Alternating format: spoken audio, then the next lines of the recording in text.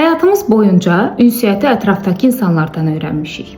Amma bu vaxta qədər özümüzə bu sualı heç verməmişik. Daha yaxşı kommunikasiya bacarıqları üçün nəyi öyrənməliyəm? Onu da bilirik ki, ünsiyyət hər şeyin açarıdır. Amma əsl ünsiyyəti bizə öyrədən olmayıb. Bu ki, doğuşdan gələn bacarıq deyil, sonradan öyrənilə bilən bir bacarıqdır. İnsanlarla dərin bağ qurmaq möhtəşəmdir. Çünki gözəl söhbət zamanı bədənimiz xoşbəxtlik hormonlarını ifraz edir. Bu bacarıqları öyrəndikcə isə nitqin, özünü ifadən, münasibətlərin 180 dərəcə dəyişir. Bəs yaxşı danışıq bacarığının ilk sirri nədir?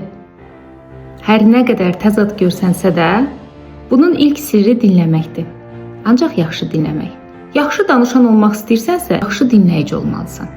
Yaxşı dinləyici olmaq cavab vermək demək deyil, məsləhət vermək demək deyil, dinləyib fikir bildirmək demək deyil. Bu sadəcə bir insanın qarşısında tam olaraq var ola bilməkdir. Bəzən bir insana verə biləcəyimiz ən böyük dəyər susmaqdır.